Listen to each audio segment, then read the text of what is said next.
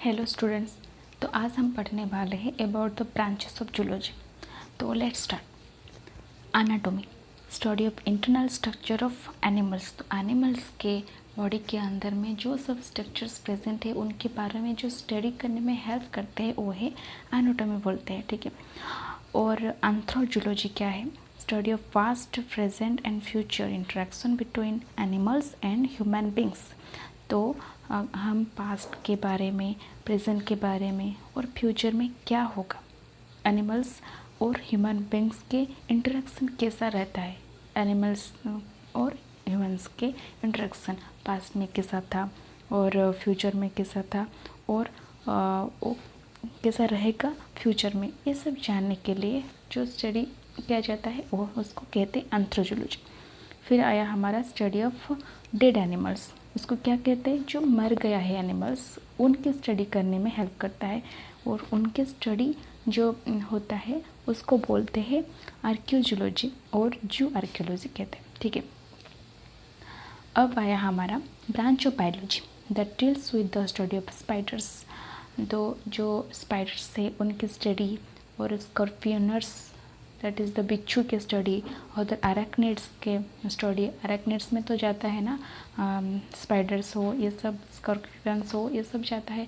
तो और अदर जो अरेक्निड्स है दैट इज़ माइट्स हो और एक्स्ट्रा ऑर्गेनिजम्स जो that is the animals present हो, तो उनके स्टडी जो करते हैं किस ब्रांच में, दैट इज़ द आर्कनोलॉजी, ठीक है।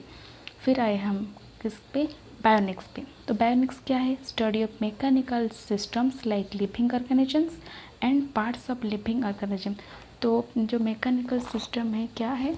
जो living organisms and parts of living organisms के स्टडी को बोलते हैं बायोनिक्स। और फिर आया हमारा कार्निकोलॉजी। तो कार्निकोलॉजी किसको कहते हैं? Study of crustaceans. तो क्रस्टेशियंस के अंदर में जो आता है ऑर्गेनिजम्स दैट इज़ द, तो हम जानेंगे कि क्या है क्रस्टेशियंस। क्रस्टेशियंस एक आर्थ्रोपोडा है, आर्थ्रोपोडा के अंडर में जाता है। तो क्रस्टेशियंस एक आर्थ्रोपोडा है, ठीक है। तो जो क्रस्टेशियंस है वो क्राब्स भी एक क्रस्टेशियंस है, ठीक है। तो वो सब क्रस्टेशियंस के स्टडी को हम बोलते हैं कार्निकोलॉजी। और फिर आया हमारा केटोलॉजी। केटोलॉजी क्या है? स्टडी ऑफ मैरीन एनिमल्स, जो मैरीन में प्रेजेंट रहते हैं, लिव करते हैं, जो मैरीन में लिव करते हैं उनको कहते हैं मैरीन एनिमल्स। कौन से है? डॉल्फिन से, व्हेल से, पोर्पोइजेस एक्स्ट्रा, ये सब के स्टडी को बोलते हैं केटोलॉजी। तो पोर्पोइजेस क्या है? हम तो जानते हैं डॉल्फिन्स, व्हेल्स के नाम को, लेकिन पोर्पोइजेस जो है वो थोड़ा नया सा नाम है। तो ये और कुछ नहीं, ये भी एक मैरीन एनिमल्स है जो कि डॉल्फिन्स की तरह दिखता है, ठीक है। तो उनको बोलेंगे हम केटोलॉजी। फिर आया हमारा साइटोलॉजी। तो study of cell structure, cell के स्ट्रक्चर के बारे में और क्या क्या फंक्शंस है उनके बारे में जो हम स्टडी करते हैं उसको बोलते हैं साइटोलॉजी। फिर आया हमारा इकोलॉजी। तो relationship between organisms and their surrounding environment. जो ऑर्गेनिजम्स है और वो जहाँ लिव करता है, रहता है जहाँ पे, उनके जो रिलेशनशिप है, तो ये सब को स्टडी करता है हमारा इकोलॉजी। फिर आया हमारा एम्ब्रियोलॉजी। एम्ब्रियोलॉजी क्या है? Study of egg, fertilization, embryos and foetuses. किस तरह से हमारा फर्टिलाइजेशन होकर किस तरह से जो एम्ब्रियोज फॉर्म होता है, किस तरह से, ये सब स्टडी करता है एम्ब्रियोलॉजी। फिर आया हमारा स्टडी ऑफ इंसेक्ट्स। तो जो कीड़ों है, जो कीड़ा जो है प्रेजेंट, तो वो कीड़ों को स्टडी करता है कौन? जो ब्रांच हमने जानते हैं कि स्टडी ऑफ इंसेक्ट्स के बारे में स्टडी करता है वो है एंटोमोलॉजी। फिर आया हमारा ethology. Study of behaviour of animals to interpret their effects on evolution. तो ये जो एक ब्रांच है जिसमें एनिमल के बिहेवियर क्या रहता है इवोल्यूशन के ऊपर में, ये सब जानने के लिए हम इथोलॉजी, ठीक है। और फिर आया हमारा study of origin of animals and their adaptation. वो किस तरह से कहाँ से डेवलप हुआ है और किस तरह से अडेप्ट करता है, किस तरह से अडेप्टेशन क्या है, जो नई नई परिस्थिति जो होती है उनके हिसाब से वो कैसे खुद को डेवलप करता है, खुद कैसे जीता है, ये सब है अडेप्टेशन। अगर कुछ चेंजेस आई है एनवायरनमेंट में तो उसके हिसाब से वो जीतता है, तो उसको कहते हैं अडेप्टेशन।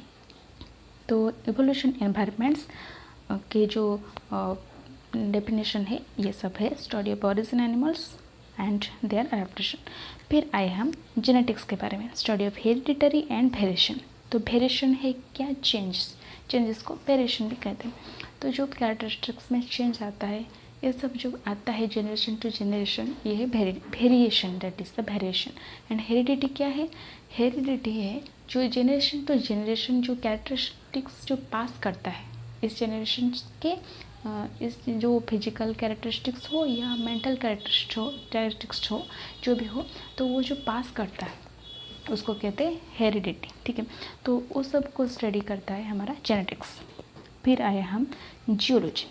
जियोलॉजी क्या है, स्टडी ऑफ अर्थ एंड धरती के बारे में एंड लाइफ के बारे में, जो जीवन कैसे धरती में जीवन किस तरह से डेवलप किया है एक्स्ट्रा और उसके बारे में, एंड आज सोन बाय फॉसिल्स इन रॉक्स, और किस तरह से जो फॉसिल्स है जीवाश्म जो प्रेजेंट रहता है रॉक्स में, उस सब के बारे में हम जियोलॉजी से हम जानते हैं। फिर आया हमारा हेर्पेटोलॉजी, तो study of reptiles and amphibians, सरीसृपों के स्टडी को और उभयचर के स्टडी को हम कहते हैं हेर्पेटोलॉजी। फिर आया हिस्टोलॉजी। हिस्टोलॉजी क्या है, study of anatomy of cells, cells की एनाटॉमी में हम तो जानते हैं कि ग्रुप ऑफ सेल क्या है, टिश्यू, जो सेल ग्रुप बनाकर टिश्यू फॉर्म करते हैं। ठीक है, तो study of anatomy of cells and tissues of animals के जो टिश्यू है उनको कहते हैं हिस्टोलॉजी। फिर आया इक्थियोलॉजी, स्टडी ऑफ फिशेस, मछली की स्टडी को कहते हैं इक्थियोलॉजी। मामालॉजी अल्सो कॉल्ड मास्टोलॉजी, तो स्टडी ऑफ मामल्स के बारे में जब स्टडी करते हैं उसको कहते हैं मामालॉजी।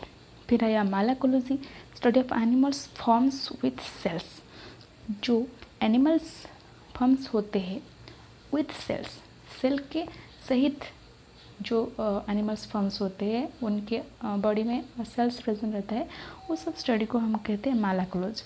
स्नेल्स में तो पता होगा कि स्नेल्स में सेल्स प्रेजेंट रहता है, ये वाला सेल्स जो SHELLS, ठीक है, तो जो सेल्स प्रेजेंट रहता है ये सेल्स तो ऑक्टोपस में और स्लग्स एक्स्ट्रा इस सब में सेल्स प्रेजेंट रहता है। तो स्लग्स क्या है, स्लग्स भी एक मोलस्क है, ठीक है, लेकिन इसमें सेल्स प्रेजेंट नहीं रहता है, तो इस सब के स्टडी को बोलते हैं मालाकोलॉजी। फिर आएंगे हम मॉर्फोलॉजी के बारे में, study of form and specific structures of animal organisms, तो एनिमल के जो स्पेशल स्ट्रक्चर्स है वो किस तरह से दिखता है, किसके आकार कैसा है, वो सब के बारे में हम मॉर्फोलॉजी से जान सकते हैं। फिर आया nematology, division of zoology that studies roundworms, जो गोल कुर्मी जो होता है उनको स्टडी करते हैं उसको कहते हैं नेमाटोलॉजी। फिर आया neonatology, study of newborn animals till the age of 2 months, तो जब बर्थ होता है, जब एक न्यू बॉर्न बेबी बर्न करता है उस दिन से जब वो 2 months हो जाएगा तो बहुत सारे प्रेजेंट है, तो उनके जो स्टडी को बोलते हैं हम नियोनाटोलॉजी।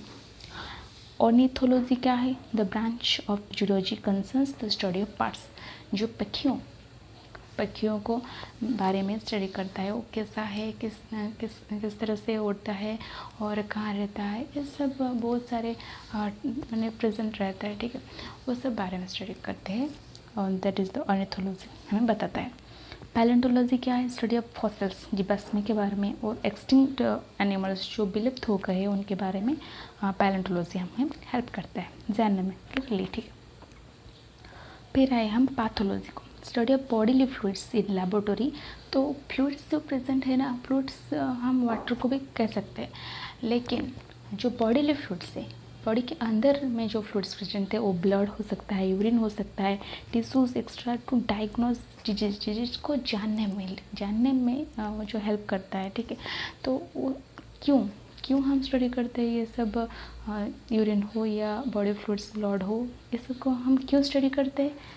क्योंकि हमें डिजीज़ का पता लगाना है, कौन सा डिजीज़ हुआ है, ये सब जानने के लिए हम क्या करते हैं, स्टडी करते हैं, और इसको कहते हैं पैथोलॉजी। फिर आए प्राइमेटोलॉजी। प्राइमेटोलॉजी क्या है? स्टडी ऑफ प्राइमेट्स, जो दिखाई देता है, मनुष्य की तरह दिखाई देता है जो जानवर, उनको कहते हैं प्राइमेट्स। तो एप्स हो, गरिल्लाज हो, मंकीज़ हो, प्रोसिमियंस भी हो। प्रोसिमियंस क्या है? ये एक तरह की प्राइमेट्स है। ठीक है, जो दिखाई देता है, ह्यूमंस की तरह दिखाई देता है। ठीक है, तो इसको कहते हैं प्राइमेटोलॉजी। प्रोटोजोलॉजी क्या है? Study protozoa of the unicellular organisms, जिनमें एक सेल प्रेजेंट रहते हैं, उनको कहते हैं यूनिसेलुलर ऑर्गेनिजम्स। तो ये सब प्रोटोजोआ हो या और तो प्रोटोजोआ ही एक सेल है। ठीक है, प्रोटोजोआ में एक सेल होता है, तो उसको कहते हैं यूनिसेलुलर। तो स्टडी ऑफ प्रोटोजोआ और द यूनिसेलुलर ऑर्गेनिजम्स को जो स्टडी करता है उसको कहते हैं प्रोटोजोलॉजी। फिर आए हम टैक्सोनॉमी को। तो टैक्सोनॉमी क्या है? ये एक वर्गीकरण है। ठीक है, द फील्ड स्टडीज ग्रुप्स और एंड फॉर्मुलेट्स नोमेनक्लेचर, जो नाम पद्धति करता है ऑफ एनिमल्स के on the basis of common characters, उनके जो कैरेक्टर्स प्रेजेंट रहता है उनको देखकर जो वर्गीकरण, जो नेमिंग प्रोसेस होता है, नामकरण होता है, नाम पद्धति जो होता है, तो ये सब के बारे में जो स्टडी करता है उसको कहते हैं टैक्सोनॉमी।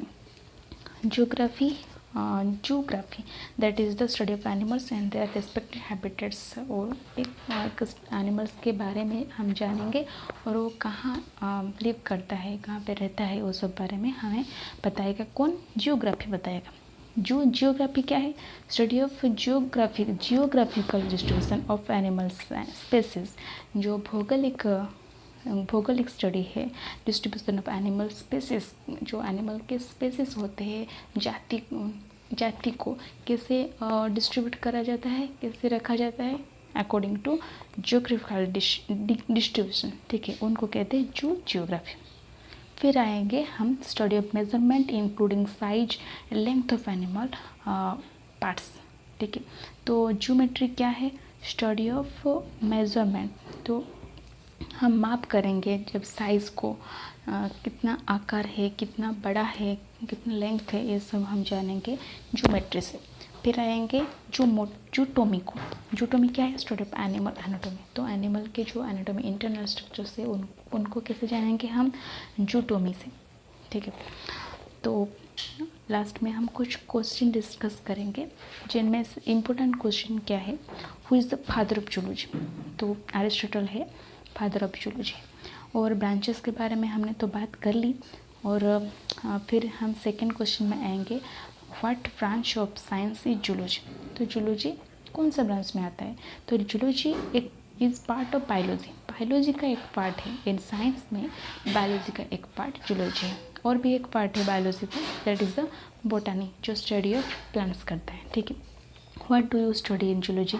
जूलॉजी में हम क्या स्टडी करते हैं, हमने बहुत सारा डिस्कशन किया है, चाहे तो आप प्रीवियस वीडियो को देख सकते हैं। तो like, share and subscribe my channel, और कैसे लगा बताना ब्रांचेस ऑफ जूलॉजी। तो थैंक यू।